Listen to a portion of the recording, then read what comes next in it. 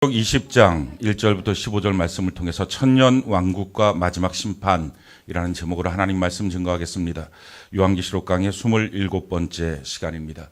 요한계시록 16장을 통해서 마지막 대접을 들고 있는 천사가 7번째 그 대접에 진노의 대접을 쏟을 때 다 되었다. 이제 하나님의 심판으로 이 세상이 멸망하게 됩니다. 그리고 그 멸망의 구체적인 내용을 17장, 18장, 19장에 보여줍니다. 17장에는 왜 이 땅이 이렇게 멸망을 하느냐, 이유는 이 세상의 중심이 바로 큰 음녀가 있기 때문이다 하는 것입니다. 이가 하는 일은 하나님과 우리 사람과의 관계를 멀게 만드는 것입니다. 그래서 마지막 때 우리가 꼭 기억해야 될 것은 악한 마귀의 미혹이 있다는 것입니다. 그 미혹의 핵심은 하나님과 우리를 멀게 하는 것입니다. 그래서 내가 선택하고 내가 결정하고 내가 행하는 모든 일들이 내가 하는 게 아니라 마귀의 미혹인지 아니면 성령의 감동인지 이걸 우리가 정확하게 알고서 분별해야 합니다. 마귀가 우리를 무엇으로 미혹해서 하나님으로부터 떠나게 합니까? 그 내용이 18장에 있는 내용입니다. 돈과 권력, 돈과 자리, 세상의 성공, 이걸로 우리를 하나님과 멀게 합니다. 그래서 마지막 때 우리가 꼭 기억해야 될 것은요, 성공을 향하여 달려가면 100% 마귀에게 미혹당합니다. 그래서 저는 이렇게 우리 성도님들에게 좀 권면을 하고 싶습니다. 그냥 이 땅에 살면서 예수 잘 믿고 살다가 천국 갑시다. 아멘이십니까? 그냥 그 꿈을 갖고 사는 거예요. 세상에서 어떤 성공에 대한 꿈, 잘 먹고 잘 살자, 높은 자리에 올라가자, 100% 마귀에게 미혹당합니다. 그게 마귀의 본질이기 때문에 그렇습니다. 사람이 그 마귀의 미혹을 이길 재간이 없습니다. 그러니 우리가 꼭 기억을 해야 됩니다. 그냥 이 땅에 사는 동안 예수 잘 믿고 살다가 그러다가 천국 가는 것입니다. 주님께서 우리에게 혹시라도 돈 벌라라고 명령하시거든 주의 명령으로 사명으로 벌고요. 직장에서 승진해라 주님이 명령하시거든 사명으로 승진하고요. 또 무엇해라 저것해라 하나님이 구체적으로 우리에게 정말 부인할 수 없을 만큼 분명하게 명령하는 것이라면 그걸 사명으로 행하십시오. 그러나 그게 아니라 세상 풍조를 따라서 다른 사람들과 함께 나도 그런 것들을 누려보자 하는 길은 그 넓은 길은 100% 멸망길입니다. 그래서 우리 꼭 기억해야 됩니다. 그냥 우리 마음속에 단순하게 살았으면 좋겠어요. 예수 잘 믿고 천국 갑시다. 아멘이십니까? 이렇게 말씀드리는 게 참 죄송스럽긴 합니다. 우리가 얼마나 마음속에 세상을 향한 갈망이 있겠습니까? 그리고 그 갈망 자체가 잘못된 것도 또 아닙니다. 하나님은 우리에게 분명하게 이 땅에 살면서 성공과 부귀와 존귀 같은 것들을 약속해 주시기도 하셨습니다. 그러나 이와 같은 길이 우리에게 사명으로 분명하게 구체적으로 주어진 것이 아니면 미혹당하기가 너무 쉬운 거예요. 돈 벌다가 신앙 잃어버리고요. 회사에서 높은 자리에 올라가려고 그렇게 애쓰다가 신앙 잃어버리고요. 자녀 키우다가 신앙 잃어버리고요.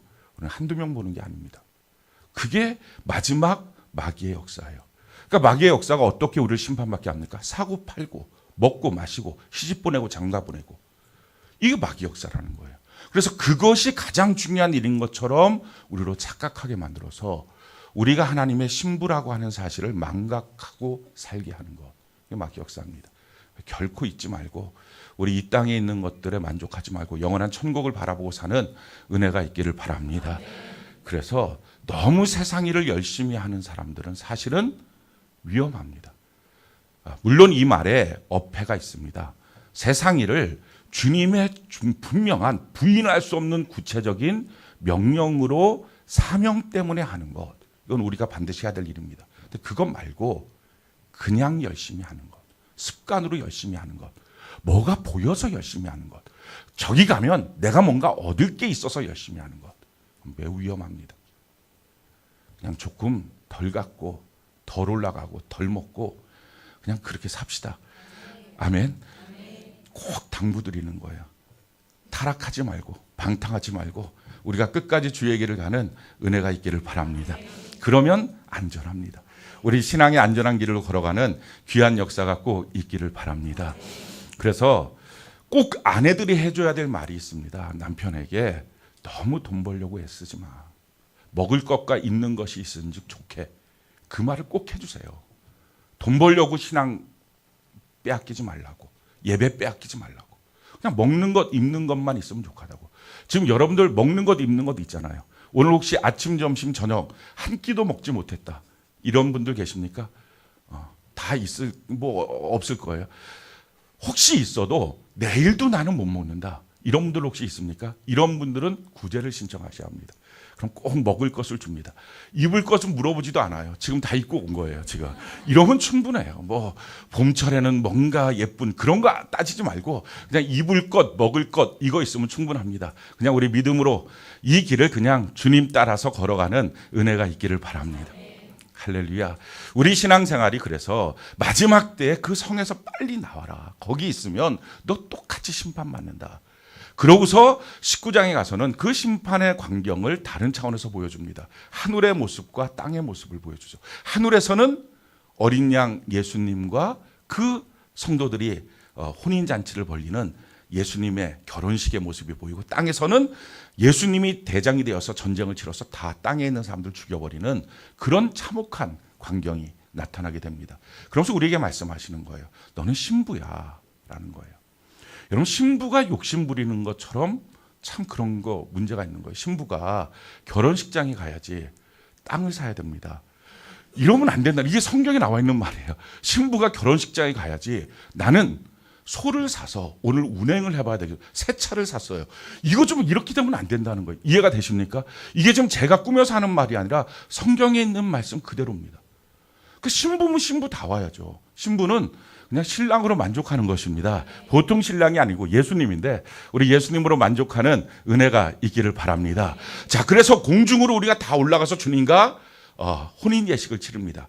혼인 예식을 치르고 그 다음에 광경이 무엇이냐를 설명하는 것이 오늘 20장입니다. 이 20장의 내용이 천년 왕국에 대한 설명입니다. 혼인 예식을 치르고 난 다음에 그때 어떤 일들이 생기느냐, 우리 1절부터 4절까지 우리 같이 한번 읽어볼까요? 시작. 또 내가 보매 천사가 무저갱의 열쇠와 큰 사슬을 그의 손에 가지고 하늘로부터 내려와서 용을 잡으니 곧 옛 뱀이요 마귀요 사탄이라. 잡아서 1000년 동안 결박하여 무저갱에 던져 넣어 잠그고 그 위에 임봉하여 1000년이 차도록 다시는 만국을 미혹하지 못하게 하였는데 그 후에는 반드시 잠깐 노이리라. 또 내가 보자들을 보니 거기에 앉은 자들이 있어 심판하는 권세를 받았더라. 또 내가 보니 예수를 증언함과 하나님의 말씀 때문에 목배임을 당한 자들의 영혼들과 또 짐승과 그의 우상에게 경배하지 아니하고 그들의 이마와 손에 그의 표를 받지 아니한 자들이 살아서 그리스도와 더불어 1000년 동안 왕노릇하니. 자, 이 광경이 바로 천년왕국의 광경인데 한 천사가 내려와서 그 큰 쇠사슬을 갖고 와서 마귀 이 용을 결박합니다. 그래서 무저갱이라고 하는 그 감옥에 깊이 집어 던집니다. 1000년 동안 나오지 못하도록 만듭니다. 그러니까 1000년 동안 마귀가 없는 이 땅을 우리가 살도록 하신 것. 이게 천년왕국이에요. 그러니까 이것은 우리를 향한 하나님의 보상입니다. 여러분 한번 생각을 해보세요. 우리가 1000년 동안 마귀가 없는 이 땅을 살아간다.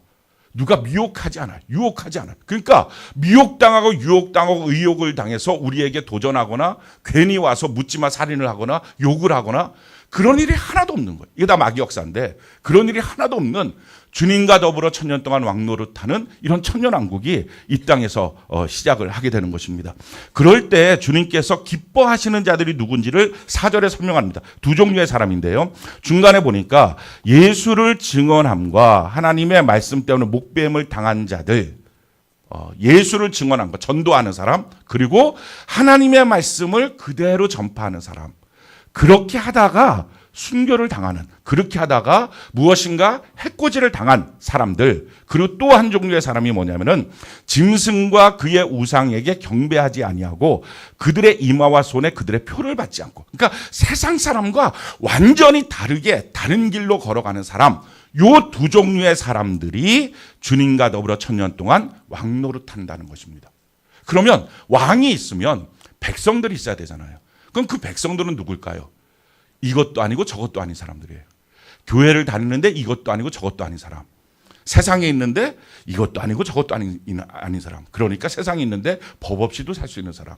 교회를 다니는데 예수 없어도 살 수 있는 사람. 이게 다 비슷한 사람들이거든요. 제가 지금 다르게 말한 것 같지만 다 비슷비슷한 사람이에요. 세상에 있는데 법 없이 사는 사람. 세상에 있는데 꼭 법이 있어야 사는 사람들은 이미 죽었어요. 그런데 세상에 있는데 법 없이도 사는 착한 사람. 이런 사람들. 또 교회에 있는데 예수 없어도 잘 사는 사람. 이런 사람들이 다 비슷비슷한 사람인데 이 사람들이 다 백성이에요. 근데 이 백성들을 왕노릇하는 사람이 누구예요? 예수 때문에 목숨을 버린 사람. 전도하면서 자기 생명을 바친 사람. 또 예수 때문에 이 땅에 살면서 왕따 당하고 괴롭힘 당하고 그러나 자기의 신앙을 변절하지 않는 사람. 그 사람들이 왕노릇하는 그 천년왕국의 모습을 여기서 보여줍니다.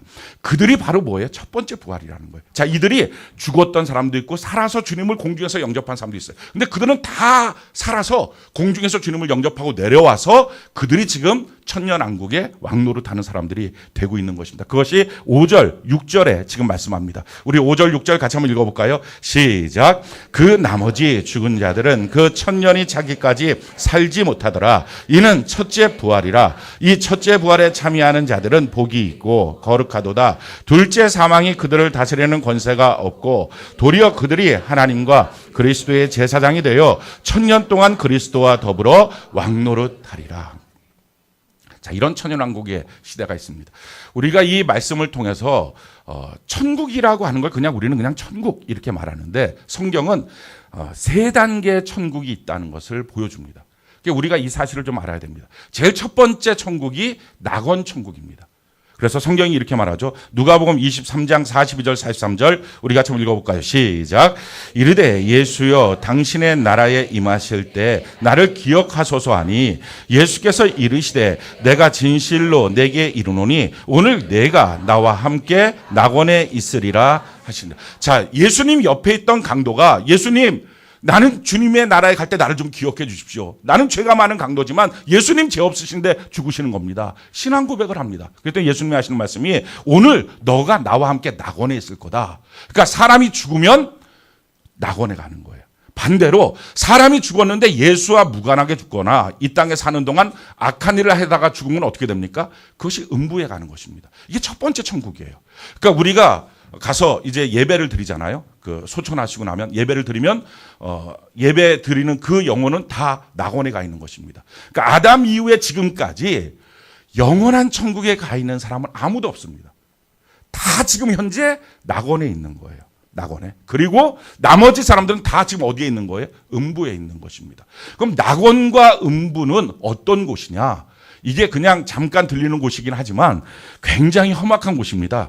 낙원은 참 좋고요. 음부는 굉장히 험악해요. 누가복음 16장 22절로 26절 예수님이 친히 하신 말씀이죠. 우리 같이 한번 읽어볼까요? 시작.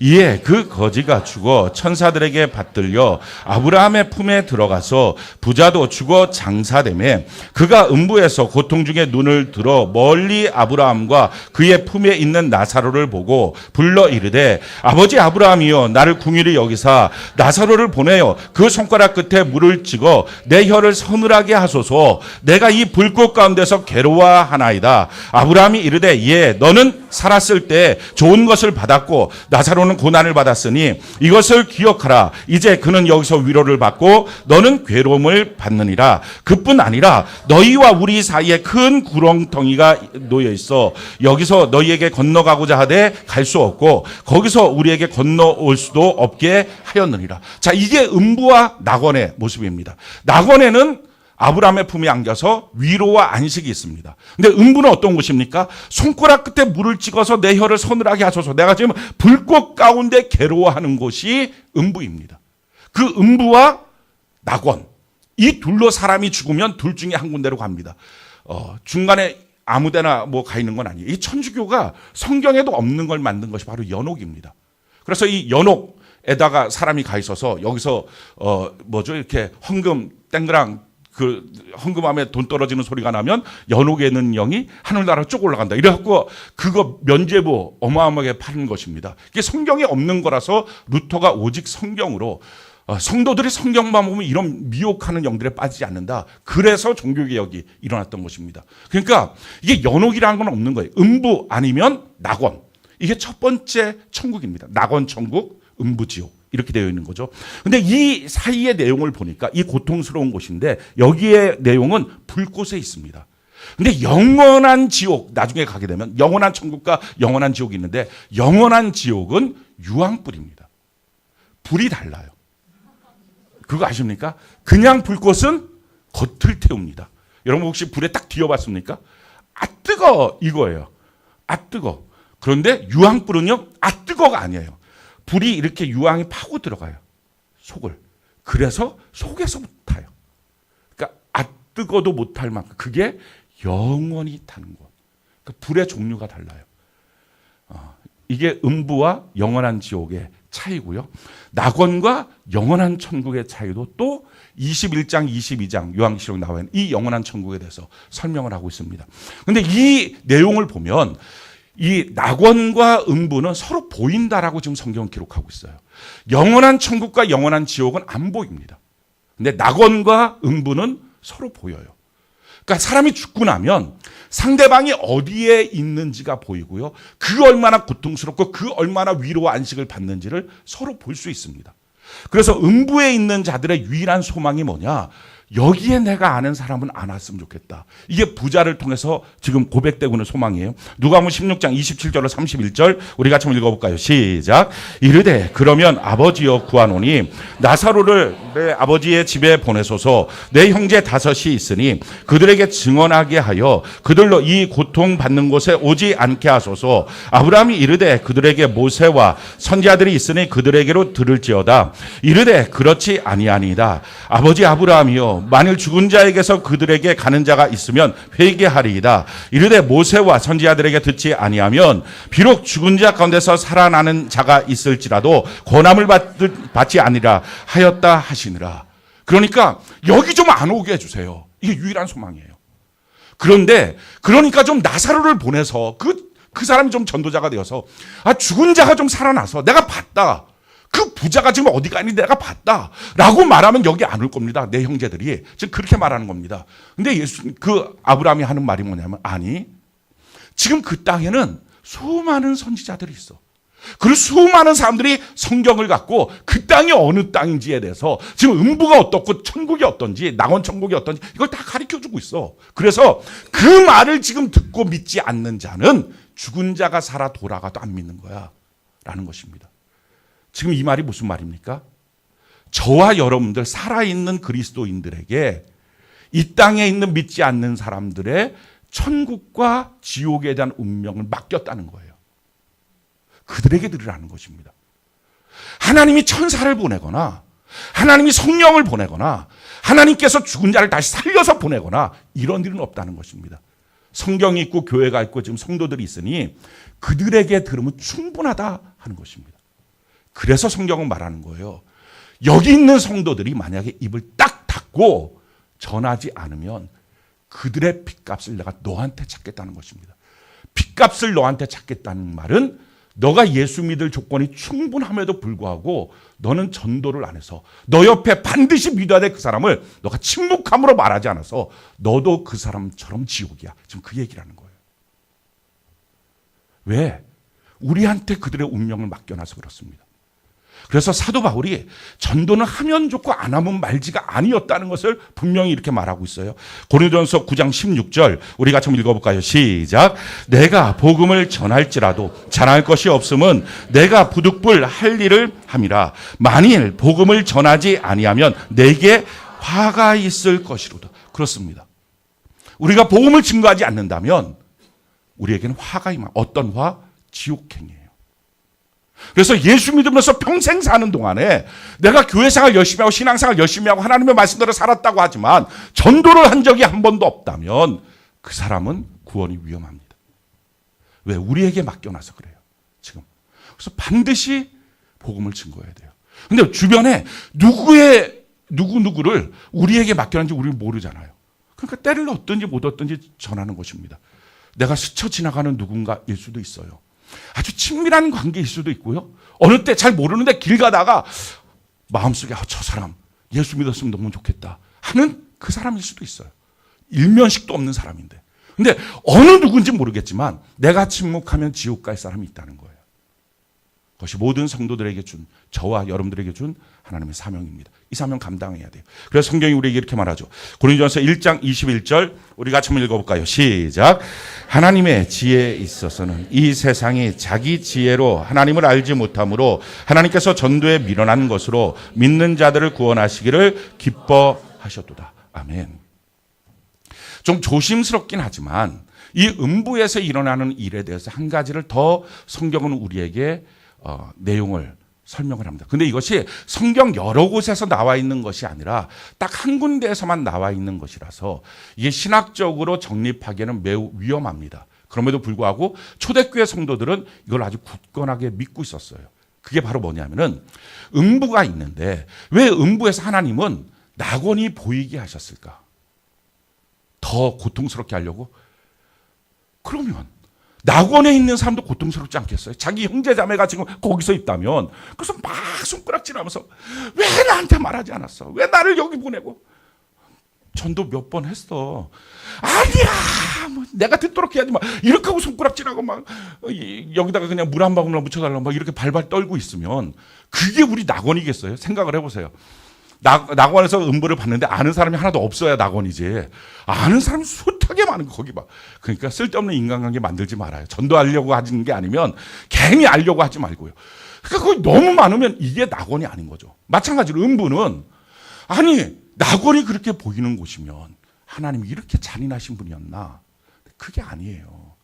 왜 이 낙원 천국 음부 지옥은 이게 첫 번째 단계의 천국과 지옥인데 서로 보이게 했을까? 아주 조심스럽긴 하지만 이 음부 지옥에서는 전도가 이루어지는 장소이기 때문에 그래요. 그래서 요 안에서는 사실은 누구에게든지 전도가 이루어지는 것은 아닙니다. 그러나 거기서 전도가 이루어져요. 이것을 베드로 사도를 통해서 우리에게 가르쳐주고 있어요. 우리가 한번 이거는 성경을 한번 찾아봅시다. 베드로 전서 3장 뒤쪽으로 좀 넘기면 이 요한계시록 20장 손에 꽂고 베드로전서 3장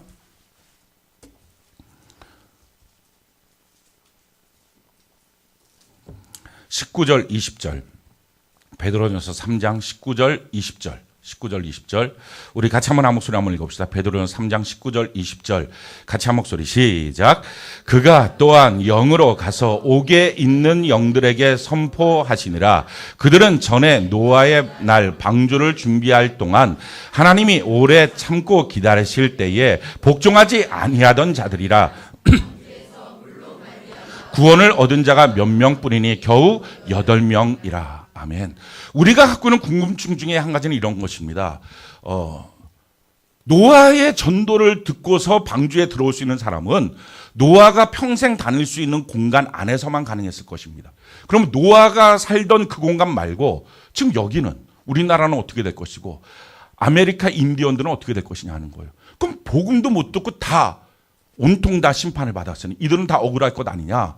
그래서 성경이 말하는 것입니다. 그때 예수님께서 3일 동안 십자가에 못 박혀 죽으시고 부활하기까지 이 3일 동안 무엇을 하셨느냐. 그가 영에 있는 영으로 가서 옥에 있는 영들에게 선포하셨다. 이 옥이 뭐예요? 그게 음부예요. 그래서 이 음부에 있는 곳에 가서 예수님께서 3일 동안 전도하셨다는 거예요. 근데 예수님은 영적 존재, 영으로 가서 전도하셨기 때문에 끊임없이, 그때 3일만이 아니라 사실은 그것은 끊임없이 일어나고 있는 사건입니다. 그래서 사실은 엄밀한 의미로 말하면 음부에서도 구원받을 수 있습니다. 예수님의 전도를 들을 수 있습니다. 그래서 성경을 보면 그 사실에 대해서 한 군데 더 분명하게 우리에게 증언을 합니다. 고린도 전서 15장 앞으로 더 가볼까요? 고린도 전서 15장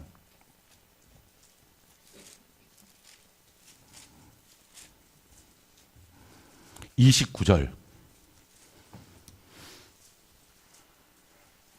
고린도전서 15장 29절 우리 같이 한번 한 목소리 한번 읽읍시다. 고린도전서 15장 29절 같이 한 목소리 시작. 만일 죽은 자들이 도무지 다시 살아나지 못하면 죽은 자들을 위하여 침례를 받는 자들이 무엇을 하겠느냐? 어찌하여 그들을 위하여 침례를 받느냐? 그러니까 초대교회에서는 어떤 일들이 있었습니까? 죽은 자들을 위하여 대신 침례를 받았습니다. 그가 예수 믿고 구원받도록 하기 위해서. 그러니까 이런 일들 때문에 혹시 여러분들의 부모라든지 이렇게 전혀 복음을 들어볼 가능성이 없었는데 돌아가셨다. 그럼 이 영혼은 그냥 무조건 지옥이냐? 그런데 한 가지 가냘픈 소망은 뭐냐면은 이 음부에서도 전도의 일이 벌어지고 있다 하는 것입니다. 그래서 그들이 믿고 구원을 받도록 하기 위해서 낙원 천국을 보이도록 한 것입니다. 너희는 원래 저기 가야 되는 존재야. 여기 있을 것이 아니야라는 것입니다. 자, 이 말을 들으면 여러분들이 살았다. 대부분이 구원받겠군 할 거예요. 그런데 그렇지가 않아요. 거진 구원받지 못합니다. 왜냐하면 그곳에 있으면서 지금 뭐예요? 물 한 방울 찍어주지도 않고 그 불꽃 가운데 밤낮 쉬지 못하고 그 고통을 받으면서 예수 믿고 구원받아야 돼. 너희가 저쪽 가야 돼. 그럼 사람들이 내가 잘못했어요. 회개하고 돌이키는 것이 아니라 우리가 요한계시록을 쭉 살펴봤지만 고통이 더하면 더할수록 하나님을 향하여 분노합니다. 거진 구원받지 못해요. 그러니까 이 땅에 살면서 예수 믿고 구원받는 길이 훨씬 쉽고요. 음부지옥에서 예수 믿고 구원받는 길은 거의 불가능하다. 그러나 가능성은 열려있다 하는 것이 성경이 우리에게 가르쳐주고 있는 것입니다. 그만큼 우리 예수님은 한 영혼도 버리기가 싫은 거예요. 근데 문제는 우리도 그 마음을 갖고 전도하고 있느냐, 끈질기게 복음을 증거하고 있느냐, 바로 이 문제입니다. 우리에게 맡겨주신 거거든요. 그래서 우리도 가서 복음을 증거하는 것입니다. 자, 이렇게 음부와 낙원으로 나눠져 있다가 예수님이 공중에서 재림하시죠. 그 재림하실 때 낙원에 있는 자들이 다 살아나서 생명의 부활을 해서 공중에서 주님을 만나고 이 땅에 있던 자들도 살아있던 자들도 주님이 오실 때 주님을 만날 자들은 예비된 자들은 다 올라가서 주님을 만납니다. 주님을 만나고 그 주님과 함께 이 전쟁이 다 끝나고 난 다음에 내려와서 1000년 동안 왕국을 이루고 왕노릇하는 것입니다. 그건 성도들을 향한 보상이에요. 성경이 우리에게 이렇게 말씀하고 있습니다. 디모데후서 2장 12절 같이 한번 읽어볼까요? 시작. 참으면 또한 함께 왕노릇할 것이요 우리가 주를 부인하면 주도 우리를 부인할 것이라. 참으면 왕노릇한, 이 왕노릇이 바로 천년왕국의 왕노릇입니다. 자, 그래서 마태복음 19장 27절로 28절 같이 한번 읽어볼까요? 시작. 이에 베드로가 대답하여 이르되 보소서 우리가 모든 것을 버리고 주를 따라 싸운데 그런즉 우리가 무엇을 얻으리이까? 예수께서 이르시되 내가 진실로 너희에게 이르노니 세상이 새롭게 되어 나를 따르는 너희도 12 보좌에 앉아 이스라엘 12지파를 심판하리라. 아멘. 그러니 바로 이와 같이 하나님의 보상이 있는 것이 천년왕국입니다. 그게 두 번째 천국이 됩니다. 그러니까 낙원 천국에 있다가 예수님을 공중에서 만나서 다시 이 땅에 내려와서 천년왕국 천국을 통하여 우리에게 보상하시는 하나님의 역사를 보게 됩니다. 음부에서의 전도의 역사는 모든 사람에게 해당되는 전도의 역사가 아니에요. 그거는 이 땅에 사는 동안 복음을 듣지 못한 사람들에게만 해당되는 것입니다. 그래서 하나님은 공평하신 거예요. 그러니까 많은 사람들이 복음을 듣지 못한 사람을 지옥 보내는 것은 공평하지 않다. 근데 그렇지가 않아요. 이 음부에서 하는 것입니다. 왜냐하면 이 땅에서 이미 복음을 들었음에도 불구하고 자기가 거절한 사람은 그 음부에 가면 예수의 복음을 들었을 때 받아들이느냐? 절대 받아들이지 않습니다. 사랑의 하나님은 어떻게 이럴 수 있어? 그러니까 이 땅에서의 반응과 똑같아요. 여러분, 여기서의 반응이 천국 같거나 지옥 가면 반응이 달라질 것 같습니까? 그렇지 않아요. 여기서 미워하는 사람은요, 천국 가서도 미워해요. 사람은 천국 가서 변화되는 게 아니에요. 지옥 가서 바뀌어지는 게 아니에요. 우리가 그걸 정확하게 기억해야 돼요. 어떤 사람들은 내가 지금 이렇게 살고 있지만 천국 가면 내가 천사처럼 바뀌어질 거야. 몸은 바뀌어져요. 그렇지만 성품은 하나도 안 바뀌어요. 사람이 바뀌어지는 것은요, 천국 가서 바뀌어지는 게 아니라 예수 믿어야 바뀌어지는 거예요. 아멘이십니까? 우리가 예수를 믿고 성령이 우리 안에 임재하실 때 성령의 성품, 예수의 성품이 우리 안에 들어와서 사랑도 그리고 또 용서도 기쁨도 화평도 이게 나오는 거지 천국 가서 바뀌는 게 아니에요. 그러니 이 땅에 사는 동안 미움을 갖고 있고 분노하고 다투고 음란하고 간음하고 이와 같은 죄로 꽉 차 있다면 천국 가서도 똑같다는 것입니다. 그러니 천국에 못 가는 거예요. 예수를 믿는다고 말해도. 그럼 이 땅에 사는 동안 예수 믿는 사람들에게서 그렇게 핍박하고 욕하고 분노하고 어떻게 그러냐라고 말했던 사람은 지옥 가서 고통받으면 마음이 회심하느냐? 그렇지 않다는 거예요. 여기서 사는 거에 반응이 똑같이 나온다는 거예요. 그래서 지금 이 모습이 천국과 지옥의 똑같은 모습입니다. 그래서 지금 예수 믿을 때 예수로 말미암아 나는 죽고 예수님이 우리 안에 사는 은혜가 있기를 바랍니다. 지금 바뀌어져야 돼요. 거기 가서 바뀌어지는 예는 없어요. 예수 믿어야 바뀌어지지 천국 가서 변화되는 게 아니에요. 우리가 이 땅에 사는 동안 변화되는 은혜가 있기를 바랍니다. 그래서 천년왕국이 이루어져서 여기서 우리가 하나님 안에서 보상을 받습니다. 그 보상을 받고 난 다음에 그 다음에 어떻게 합니까? 천년이 지나고 나면 다시 이 마귀를 풀어줍니다. 잠깐. 왜 풀어주느냐? 분별을 위해서. 아까 말씀드렸지만 왕노릇하는 사람은 두 번째 사망에 이제 들어가지 않습니다. 검증됐기 때문에 그렇습니다. 그래서 이 사실을 성경이 이렇게 말하죠. 5절에 보니까 그 나머지 죽은 자들은 천년이 차이까지 살지 못하다. 이것이 첫째 부활이라. 이 첫째 부활에 참여하는 자들은 복이 있고 거룩하도다. 둘째 사망이 그들을 다스리는 권세가 없고 도리어 그들이 하나님과 그리스도의 제사장이 되어 천년 동안 그리스도와 더불어 왕노릇할 것이다. 그들은 검증된 사람이에요. 그런데 아직 정확하게 검증이 안 된 사람들이 있습니다. 그 사람이 누구예요? 세상에 살면서 법 없이도 사는 사람, 교회에 있으면서도 예수 없어도 사는 사람. 이 사람들은 이게 진짜인지 아닌지가 검증이 안 됐어요. 그래서 마지막 때 마귀를 천년 동안 묶어놨다가 마귀 없는 세상에서 사는 거잖아요. 그렇게 삶을 살다가 마지막에 미혹하는 마귀를 풀어놓습니다.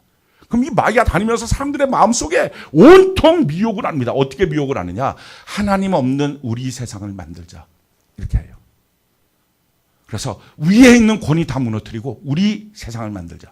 그랬더니 성경에 보니까요. 그들이 바다의 모래알 같이 그 마귀 편이 되어버립니다. 우리가 생각하면요.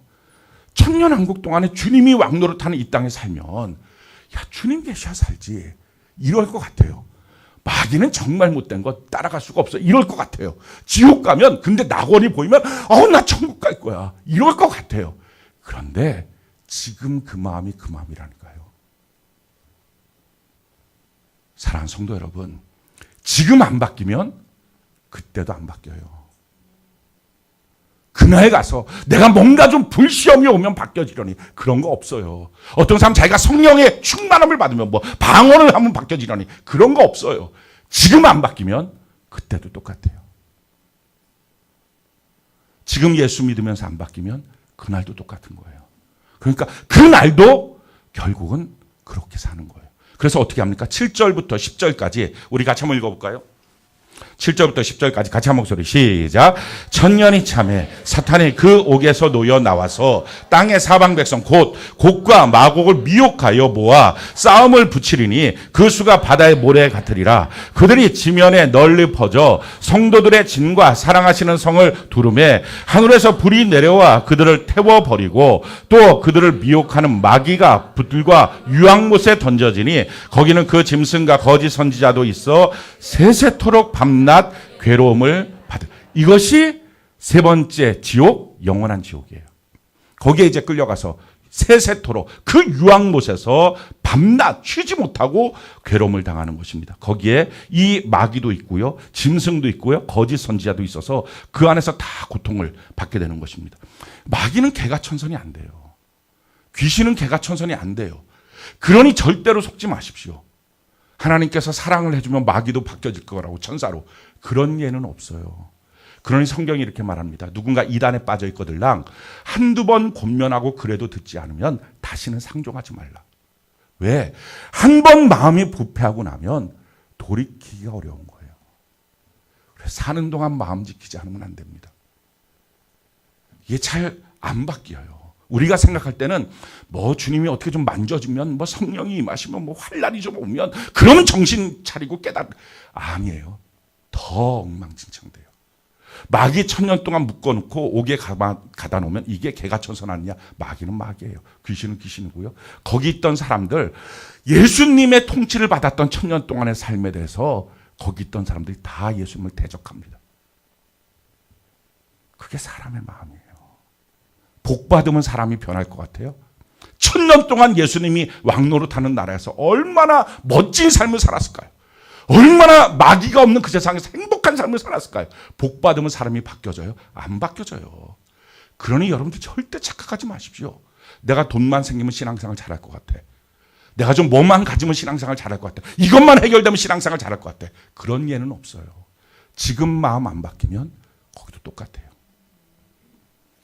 그래서 그 다음에 어떻게 됩니까? 그들을 심판할 자를 심판하고 먼저는 마귀, 거짓 선지자, 그리고 이 짐승, 이건 묶어서 영원한 지옥에 먼저 보내고, 그리고 나머지 모든 사람들을 다 데리고 와서 하나님의 흰 보좌 앞에서 마지막 심판을 받습니다. 그것이 오늘 11절부터 15절까지의 내용입니다. 우리 11절부터 15절까지 우리 같이 한번 한 목소리 읽어볼까요? 시작. 또 내가 크고 흰 보좌와 그 위에 앉으신 이를 보니 땅과 하늘이 그 앞에서 피하여 간데 없더라. 또 내가 보니 죽은 자들의 큰 자나 작은 자나 그 보좌 앞에 서 있는데 책들이 펴 있고 또 다른 책이 펴졌으니 곧 생명책이라. 죽은 자들 자기의 행위를 따라 책들에 기록된 대로 심판을 받으니 바다가 그 가운데서 죽은 자들을 내주고 또 사망과 음부도 그 가운데서 죽은 자들을 내주고 각 사람이 자기의 행위대로 심판을 받고 사망과 음부도 불못에 던져지니 이것이 둘째 사망 곧 불못이라. 누구든지 생명체에 기록되지 못한 자는 불못에 던져지리라. 자, 하나님의 흰 보좌, 이걸 백보좌라 그러죠. 흰 보좌, 크고 흰 보좌 앞에서 모든 사람들이 다 마지막 심판을 받게 됩니다. 근데 그 심판을 받을 때 앞에 보니까 책이 두 권 있었다는 거예요. 행위에 대해서 기록한 책이 있었고 생명책이 있었다는 것입니다. 근데 행위에 대해서 기록한 책에 따라서 그들이 각자 살아온 행위대로 그 책에 따라 심판을 받더라 하는 것입니다. 이 세상 사는 모든 사람들은요, 심판을 받습니다. 마지막에 이것이 최종적인 심판입니다.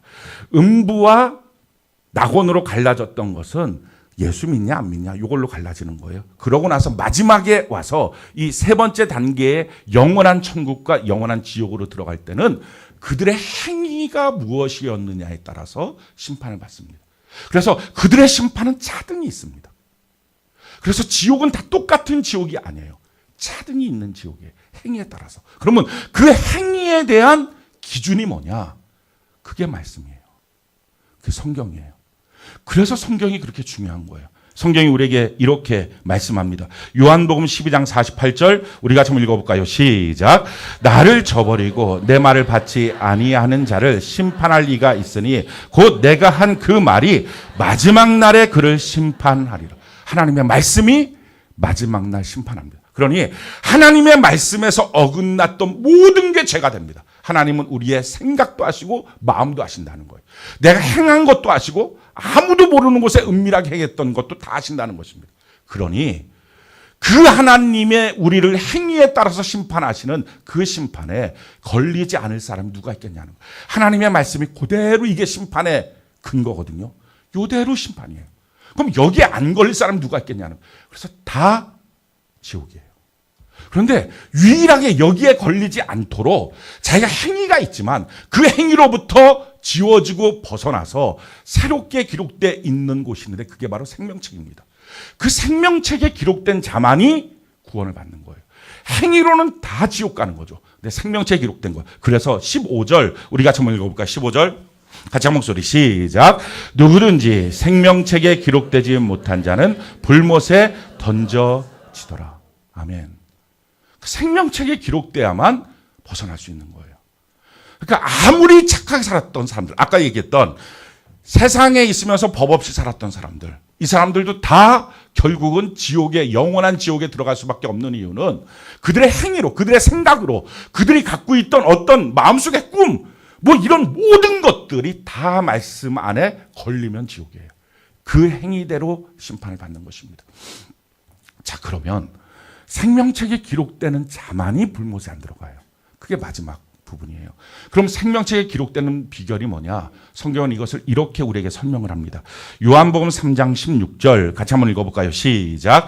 하나님이 세상을 이처럼 사랑하사 독생자를 주셨으니 이는 그를 믿는 자마다 멸망하지 않고 영생을 얻게 하려 하십니다. 자, 예수 그리스도를 믿는 자는 멸망하지 않고 영생, 영원한 생명, 그 영원한 생명을 얻는 자가 생명책 이름이 기록되는 거예요.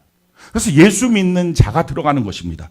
그러면 믿는 것, 이걸 어떻게 믿는 거냐? 요한복음 5장 24절 같이 한번 읽어볼까요? 시작. 내가 진실로 진실로 너희에게 이르노니 내 말을 듣고 또 나 보내신 이를 믿는 자는 영생을 얻었고 심판에 이르지 아니하나니 사망에서 생명으로 옮겼느니라.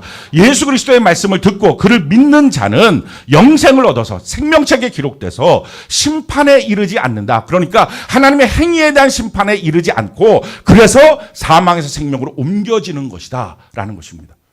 그럼 믿는다라고 하는 것을 어떻게 믿어야 돼요? 로마서 10장 9절로 10절 우리 같이 한번 읽어볼까요? 시작. 내가 만일 내 입으로 예수를 주로 시인하며 또 하나님께서 그를 죽은 자 가운데 살리신 것을 내 마음에 믿으면 구원을 받으리라. 사람이 마음으로 믿어 의에 이르고 입으로 시인하여 구원에 이르느니라. 아멘. 그러니까 생명책에 기록되는 방법이 뭐예요? 예수님 나의 주인이십니다. 이걸 마음으로 시인하고 입술로 시인하는 것. 그럼 뭐가 되는 거예요? 생명을 얻는 거예요. 이걸 영적인 말로 따르면 태어났다 하는 것입니다. 그래서 성경이 이것을 이렇게 말하죠. 요한복음 3장 3절 우리 같이 한번 읽어볼까요? 시작. 예수께서 대답하여 이르시되 진실로 진실로 내게 이르노니 사람이 거듭나지 아니하면 하나님의 나라를 볼 수 없느니라. 이게 거듭난 거. 자, 육으로 우리가 한번 태어났어요. 근데 또 한번 영으로 태어나야 된다는 거예요. 그게 뭐예요? 예수님 나의 주인이십니다. 이걸 정말 마음으로 인정하고 입술로 시인하는 것입니다. 그게 태어나는 거예요. 자, 태어났어요? 그럼 끝입니까? 아니에요. 태어나면 뭘 해야 돼요? 자라나야 돼요. 그래서 구원은 진행형이에요. 그래서 구원은 라이센스를 받는 게 아닌 거예요. 그 진행형의 과정을 성경이 이렇게 말하죠. 자라남에 대해서 빌립보서 2장 12절로 14절 우리 같이 한번 읽어볼까요? 시작. 그러므로 나의 사랑하는 자들아 너희가 나 있을 때뿐 아니라 더욱 지금 나 없을 때에도 항상 복종하여 두렵고 떨림으로 너희 구원을 이루라. 너희 안에서 행하시는 이는 하나님이시니 자기의 기쁘신 뜻을 위하여 너희에게 소원을 두고 행하게 하시나니 모든 일을 원망과 시비가 없이 하라. 자, 우리 안에 주님이 오셔서 그 다음에 이 태어났을 때 자라나게 하신다는 것입니다. 그러니 기억하십시오. 10년 전에 태어났어요. 근데 안 자라나요. 육신으로는 그럴 수 있어요. 병이 있으니까. 근데 영적으로 하나님의 자녀가 그럴 수 있어요? 불가능해요. 하나님 만약에 그것이 어떤 큰 영적인 병이 있다면 치료해 주지 않겠어요? 안 자라나는 게 아니라 죽은 거예요. 기억하셔야 돼요. 구원은 진행형이에요. 우리 안에 있는 구원을 날마다 이루어 가야 한다는 것입니다. 그 구원을 이루는 방법이 뭐라고요? 하나님이 우리 안에서 하나님의 소원을 두셨다는 것. 그러니 당연히 구원받은 거듭난 사람들, 생명을 태어난 사람들은 어떤 게 있을까요? 내 소원, 하나님의 소원. 둘이 싸울 것입니다. 왜? 구원받아서 자라나면 하나님의 소원을 우리에게 주신 겁니다. 근데 그 전에 우리는 세상 풍조에 따라서 내 소원이 우리의 마음에 있는 거예요. 그러니 평생을 내 소원, 하나님의 소원이 우리 안에 두 가지가 있는 거예요. 이게 싸우는 것입니다. 그런데 하나님의 소원을 품고 내 소원을 죽이는 것, 이게 구원을 이루어가는 과정이에요.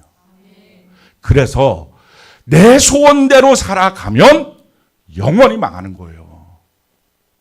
나 예수 믿고 구원받았어요. 말하는 사람이 뭐예요? 그럴 수 있죠. 실질적으로 그럴 거예요. 그게 태어난 거예요. 태어났으나 자기가 살면서 자기 마음속에 하나님의 소원이 날마다 죽고 내 안에 나의 소원만 계속 커가서 예수를 이용하는 삶만 살았다고 한다면 그는 자기 안에서 이미 구원은 죽은 거예요. 그래서 성경이 이렇게 말해요. 모든 일에 원망과 시비가 없이 하라. 내 소원대로 살면 뭐가 생겨요? 원망, 시비, 분노, 다툼, 갈등, 이게 살아가나요. 자기의 마음이 자기를 증명하고 있는 것입니다. 사랑하는 성도 여러분, 그래서 우리가 예수 믿고 구원받았다면, 태어났다면 자라나야 합니다. 자라남이라고 하는 말의 뜻은요, 나는 죽고 내 안에 예수님이 사시는 거예요. 이게 자라남이에요. 내가 점점 커지는 게 아니고요. 예수 믿고 자라난다는 것은 내가 점점 멋있어지는 게 아니에요. 그러니까 교회에서 내가 점점 직분을 받아서 더 괜찮아지고 더 유명해지고 돈을 더 많이 벌고 세상적으로 더 높아지고, 그게 아니라 예수 믿고 자라난다는 것은 나의 소원은 점점 죽고, 할렐루야, 예수의 소원, 하나님의 소원이 내 안에 점점 살아나는 것입니다. 이렇게 살아가는 삶이에요. 그럼 세상 살면서 끊임없이 우리가 선택의 기로에 놓일 때마다 나의 소원을 죽이는 것입니다. 그게 안 되는 것이 죽은 거예요. 그래서 오늘 각성하는 시간이에요. 혹시 죽었다면 우리를 다시 살리시는 성령의 역사가 우리 가운데 임하기를 바랍니다. 그래서 성경이 이렇게 말해요. 베드로후서 1장 5절로 11절 우리 같이 한번 읽어볼까요? 시작. 그러므로 너희가 더욱 힘써 너희 믿음의 덕의 지식을, 지식의 절제를, 절제의 인내를, 인내의 경건을, 경건의 형제 우애를, 형제 우애의 사랑을 더하라. 이런 것이 너희에게 있어 흡족한즉 너희로 우리 주 예수 그리스도를 알기에 게으르지 않고 열매 없는 자가 되지 않게 하려니와 이런 것이 없는 자는 맹인이라 멀리 보지 못하고 그 옛죄를 깨끗하게 된 것을 잊었느니라. 그러므로 형제들아 너희 힘써 너희 부르심과 택하심을 굳게 하라. 너희가 이것을 행한즉 언제든지 실족하지 아니하리라. 이같이 하면 우리 주 곧 구주 예수 그리스도의 영원한 나라에 들어감을 넉넉히 너희에게 주시라. 그래요. 이걸 행하는 자가 넉넉히 들어가는 거예요. 그러니 오늘날에 많은 그리스도인들이 예수 믿어요. 저 구원받았어요. 저 교회 나와요. 심지어는 교회 나와요. 직분을 행했어요. 구원받았어요. 이렇게 착각하게 만든 가장 큰 죄, 이것이 오늘날의 목회자의 죄고, 이것이 교회 안의 리더의 죄고, 먼저 믿었던 사람들의 죄입니다. 그래서 다 지옥 가는 거예요. 지금 열심히 교회를 나오고, 이게 가장 억울한 사람이에요. 저 예수 믿었는데요. 주의 이름을 불렀는데요. 주님이 말씀하시는 거예요. 넌 한 번도 자라나지 않았어. 넌 너의 소원만 너의 마음에 있었어. 끊임없이 너의 기도와 너의 인생의 삶은 너의 소원이었어. 그러니 너의 마음속에 원망과 다툼이 끊이지 않았어. 과연 너가 부르심과 택하심을 굳게 하는 그 삶을 살아왔니? 너는 나이가 먹을수록 뭘 향하여 살고 있니? 그 몇 푼 안 되는 돈? 있어도 그만 없어도 그만 그거? 좀 못 먹고 살면 어때요? 정말 내가 달려갈 곳이 어디냐는 거예요. 어디에 인생의 목적을 갖고 살아야 될 것이냐는 거예요. 사랑하는 성도 여러분, 많은 꿈 꾸지 말고요. 이 땅에 사는 동안 예수 잘 믿고 우리 영원한 천국에 들어가는 삶을 삽시다. 예수를 위하여 산다는 거. 그래서 마지막에 어떻게 됩니까? 태어났어요. 자라나요. 그래서 어떻게 합니까? 그리스도의 장성한 분량에 이르러야 합니다. 그래서 성경이 우리에게 이렇게 말하죠. 마태복음 24장 9절로 13절 우리가 한번 읽어봅시다. 시작. 그때 사람들이 너희를 나활란에 넘겨주겠으며 너희를 죽이리니 너희가 내 이름 때문에 모든 민족에게 미움을 받으리라. 그때 많은 사람이 실족하게 되어 서로 잡아주고 서로 미워하겠으며 거짓 선지자가 많이 일어나 많은 사람을 미혹하겠으며 불법이 성함으로 많은 사람의 사랑이 식어지리라. 그러나 끝까지 견디는 자는 구원을 얻으리라. 어떻게 해야 된다고요? 끝까지 견디시기 바랍니다. 중간에 넘어지거나 시험 들고 실족하면 그걸로 끝이에요. 지금까지 내가 열심히 달려왔어요. 그거 다 허당이에요. 끝까지 견디는 자만이 구원을 받는 거예요. 내가 그동안 신앙생활을 이렇게 열심히 해왔는데요. 근데 제가 실족했어요. 왜? 환난 속에 너무 있어서요. 내가 실족했어요. 왜? 미움을 너무 받아서요. 내가 실족했어요. 왜? 다른 사람들이 나를 막 자꾸 미워하고 서로 갈등하고 싸워요.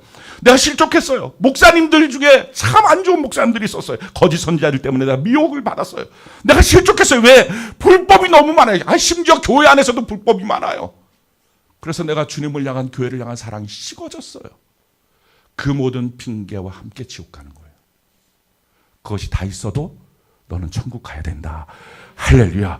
너만은 천국 가야 된다. 이런 것들이 충분히 있을 거지만 그럼에도 불구하고 여기에 미혹당하지 말고 끝까지 견디는 자는 구원을 받으리라. 이게 구원의 길이에요. 누구를 핑계댈 것이 없어요. 누가 이렇다 저렇다 말할 것도 없는 거예요. 자, 그러면 이게 지금 생명책에 기록되어 있는 사람입니다. 그럼 이 생명책에 기록되는 이름이 우리가 똑같아요.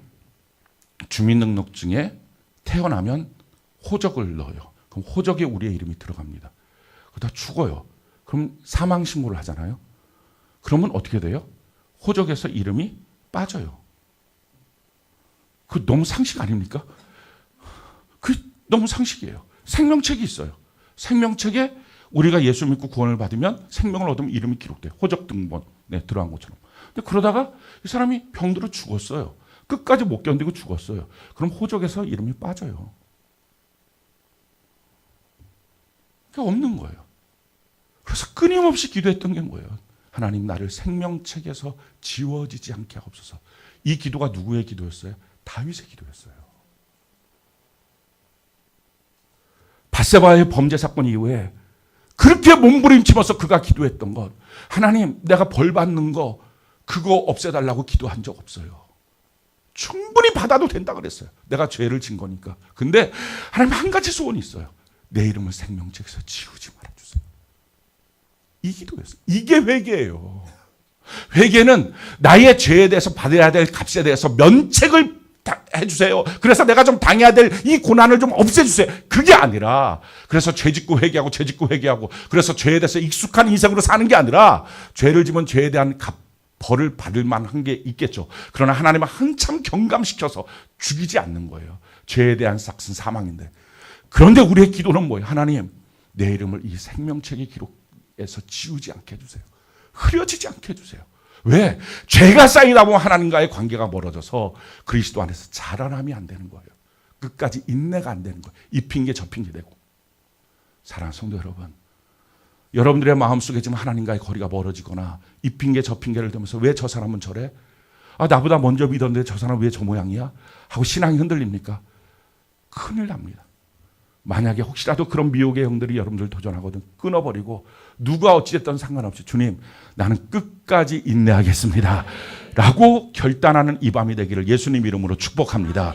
자, 그 길을 걸어가고 있는 것이 우리 생명책에 기록된 구원받은 백성입니다. 자, 생명책에 기록된 구원받은 백성은 그러면 심판, 하나님의 백보자 앞에서 심판을 받지 않느냐?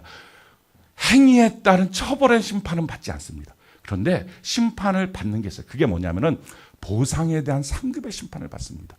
그럼 무엇으로 상급을 받느냐? 그것이 바로 기념책에 기록된 대로 상급을 받습니다. 성경이 우리에게 이렇게 말해요. 말라기 3장 13절부터 16절까지 우리가 잠목소리 읽어볼까요? 시작.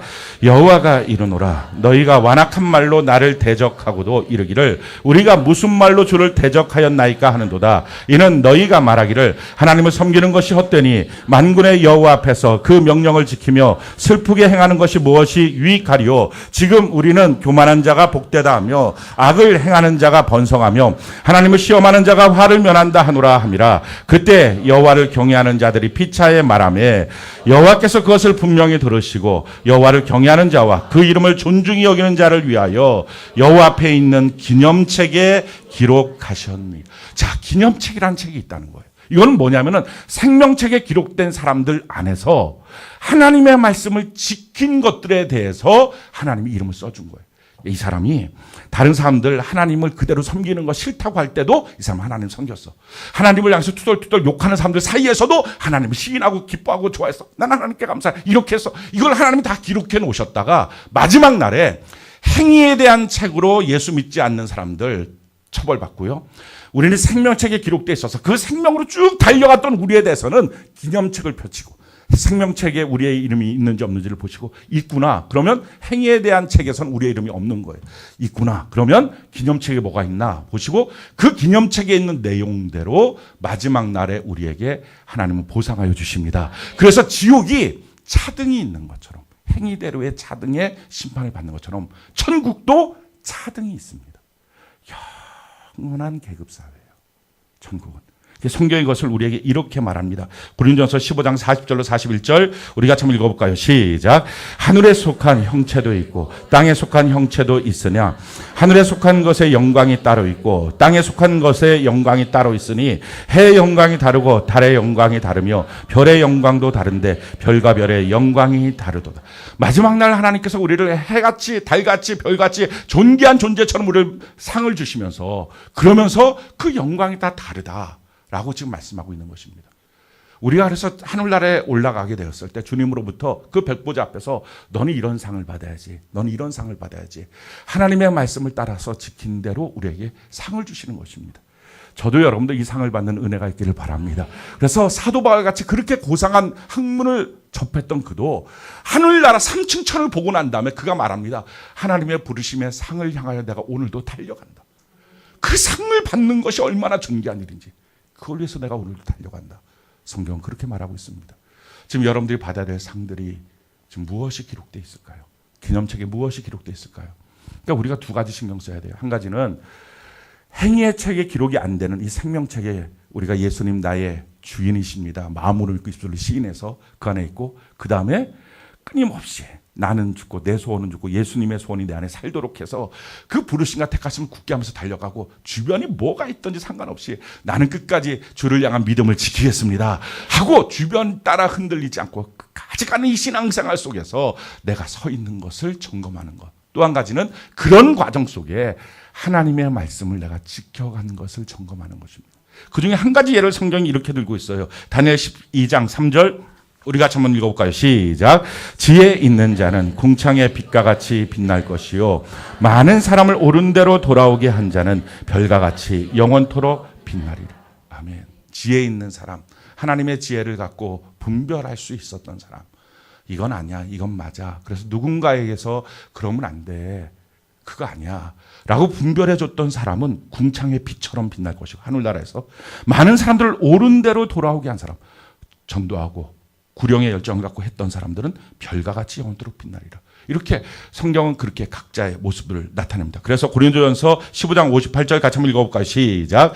그러므로 내 사랑하는 형제들아 견실하며 흔들리지 말고 항상 주의 일에 더욱 힘쓰는 자들이 되라. 이는 너희 수고가 주 안에서 헛되지 않은 줄 압니다. 헛되지 않습니다. 저는 여러분들이 주님 안에서 충성하는 은혜가 있기를 바랍니다. 그래요. 우리가 죽으면 낙원 천국에 갈 거예요. 맞죠? 중간에 실족하고 넘어지고 죽을 거 아니죠? 우리가 끝까지 천국을 향하여 달려가는 은혜가 있기를 바랍니다. 우리를 미혹시키고 우리를 유혹하고 자꾸 우리 안에 세상의 헛된 소원들을 넣어서 그것 때문에 우리로 하여금 시간을 허비하고 달려가게 만드는 마귀의 이런 역사들을 우리에서 과감히 뿌리치고 못 먹어도 됩니다.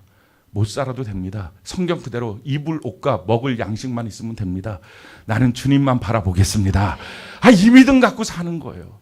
그렇게 하면 주님이 봐서 줄 거 있으면 줄 것이고 안 줘도 되면 안 줄 것이고 그건 주님이 결정할 문제지 왜 우리가 결정을 해요. 신랑이 벌어오는 돈 안에서 사는 거예요. 대부분의 괜찮은 가정은요.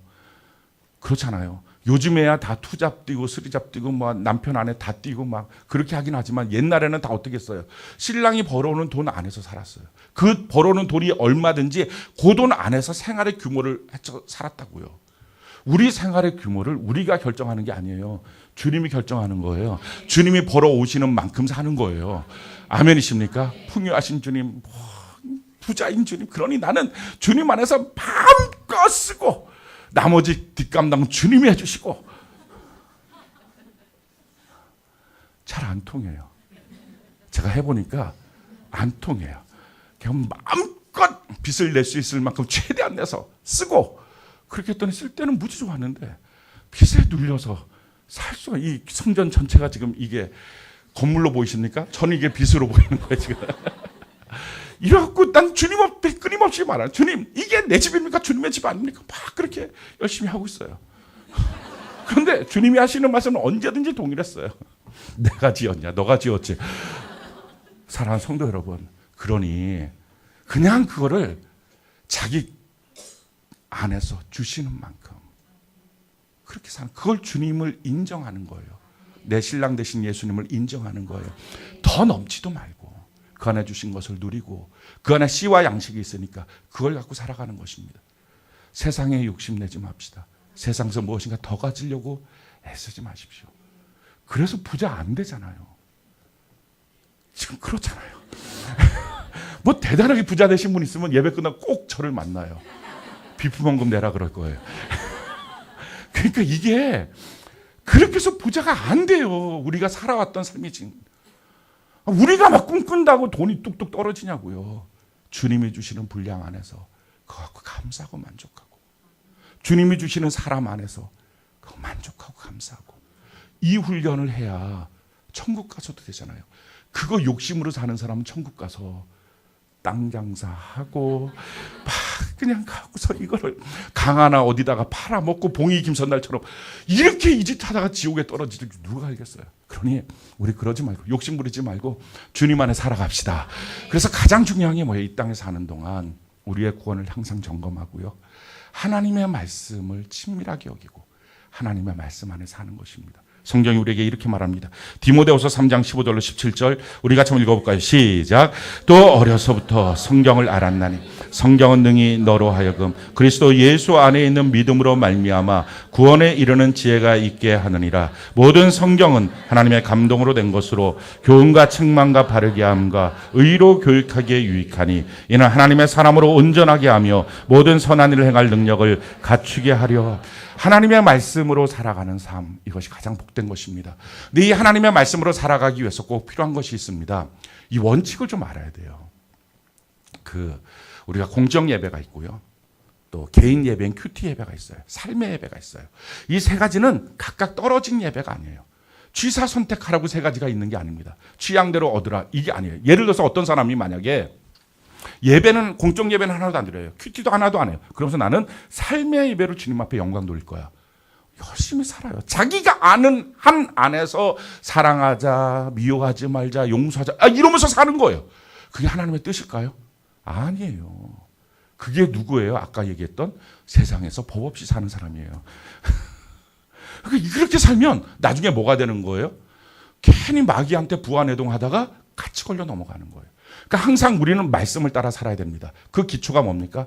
하나님이 우리 공동체에 주신 약속의 말씀. 그게 공적 예배를 통해 선포됩니다. 그것이 주일날 말씀이 선포되고요. 그리고 수요일날, 금요일날 예배를 통해서 금간을 이룹니다. 그 위에 여러분들 개인 큐티를 세워가는 것입니다. 그리고 그 개인 큐티를 갖고 하루하루의 삶의 예배를 살아가는 것입니다. 이게 다 연결이 되어 있는 거예요. 뭘 하나를 취사 선택하는 게 아닙니다.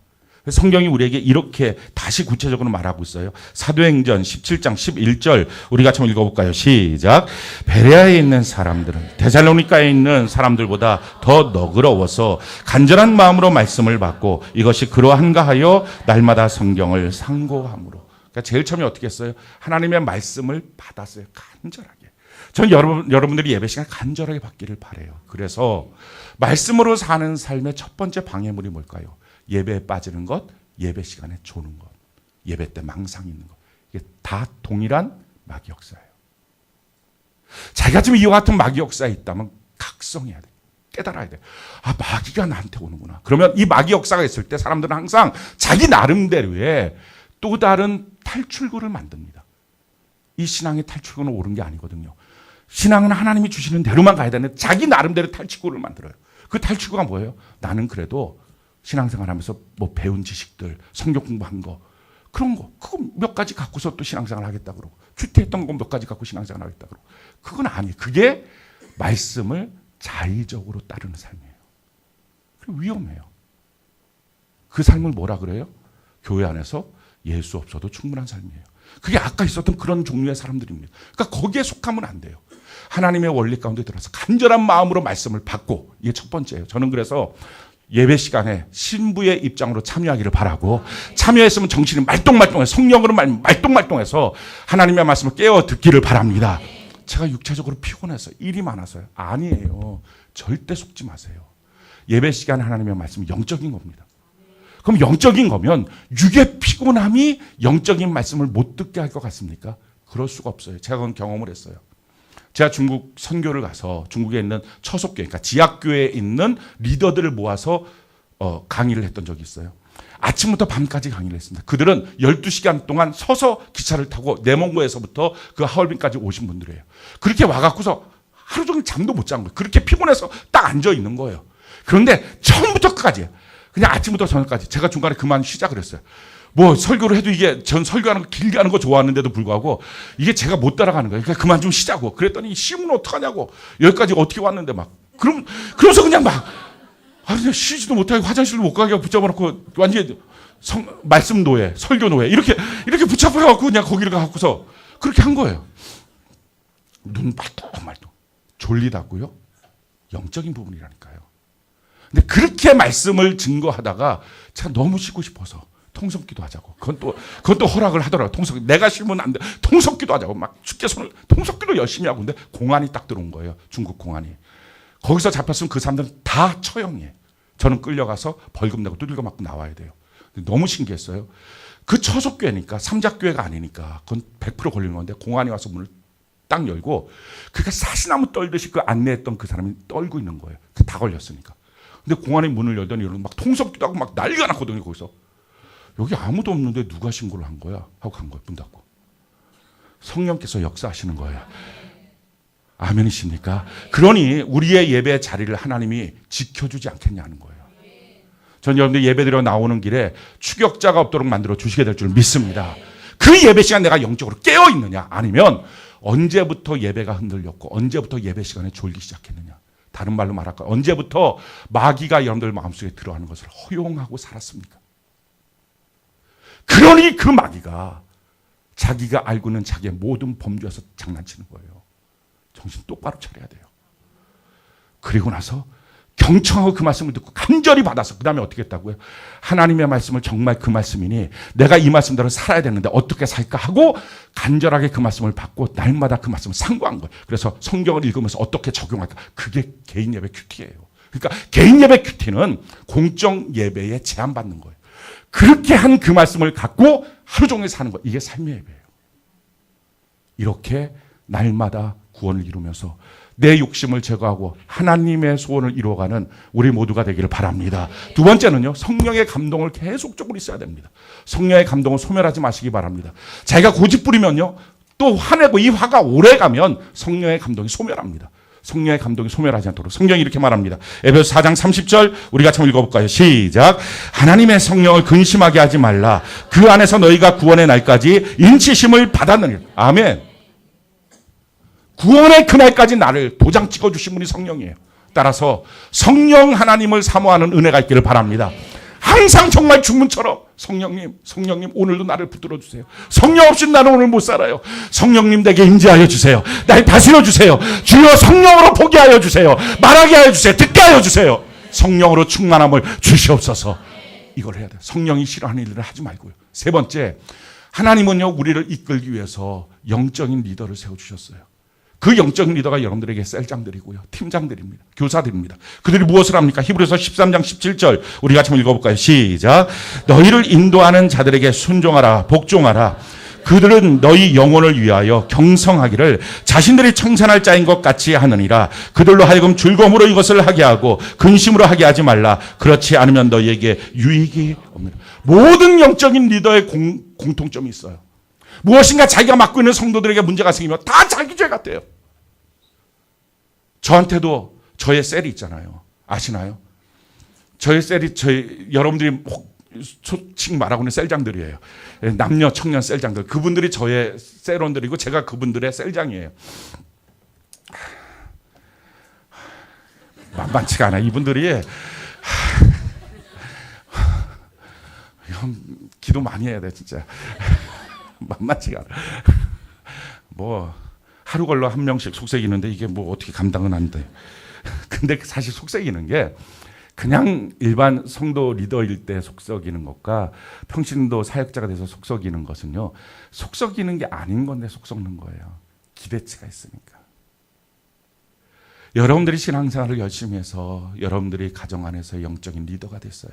가정 안에 제사장이 됐어요. 결혼해서 남편이 되고 아이들을 낳아서 아버지가 됐어요. 엄마가 됐어요. 그럼 기대치가 달라지잖아요. 그럼 하나님이 봤을 때 너는 이만큼 해야 되는데 그게 속상한 거예요. 우리 맨날 지지고 볶고 똑같이 살지 말고 그리스도 안에서 자라나는 은혜가 있기를 바랍니다. 팀장들도 그렇게 자라나는 거예요. 우리 교사 선생님들도 막 그래서 교사 선생님들한테 제가 빵긋빵긋 웃을 때도 있지만 어느 때 막 역정도 내요. 막. 왜 역정을 내느냐? 우리 교사 선생님들은요 보육하는 사람이 아니에요. 여러분들도 꼭 그렇게 기도해 주시기 바라요. 우리 교사님 보육하는 사람이 아니에요. 월요일부터 금요일까지 우리 학생들 갖고서 보육받고 교육받는데 너무 많아요. 너무 좋은 시설에 너무 좋은 교육을 받은 교사들이 다 해줘요. 그러니까 그런 것들은 거기서 다 받아도 돼요. 그러면 70시간 동안 하는 거를 70분 동안 교회에서는 뭘 하느냐? 하나님에 대한 믿음을 가르쳐줘야 돼요. 근데 이게 믿음이 말로만 가르쳐집니까? 내 안에 믿음이 있어야지 믿음을 전달하죠. 그래서 맨날 교사 선생님들한테 점검하는 게 이거예요. 믿음이 있냐고. 토요일 날 우리가 보는데 내일 학생들 만나는데 당신 믿음이 있냐고. 믿음 없이 애나 안고 어둥둥 애 와서 너무 귀엽다고 사랑스럽다고 이것만 하고 있을 거냐고. 그 아이한테 줄 믿음이 있냐고. 근데 이 믿음이 믿음이 있어요. 외친다고 있으면 너무 좋잖아요. 근데 그게 안 되잖아요. 믿음으로 살아야 믿음이 있지. 믿음으로 안 사는데 어떻게 믿음이 생기냐고요. 그러니 예배드리고 큐티하고 믿음으로 사는 삶이 있고 그 안에서 자기가 싸우는 싸움이 있고 이런 것들이 있어야 믿음이 있어서 그 믿음을 갖고 학생들한테 주는 거거든요. 우리 셀장님들도 똑같아요. 생활에 지치지 말아요. 어느 날 덫같이 물려버리는 거예요. 저도 마찬가지예요. 우리 다 같이 주님 부르시는 그날에 신랑 주님 내게 오셨군요. 기쁨으로 주님 맞이하고 주님과 더불어 천년 동안 왕노릇하다가 영원한 천국에 우리 다 같이 기쁨으로 들어가는 저와 여러분들 되는 은혜가 넘치기를 예수님 이름으로 축원합니다.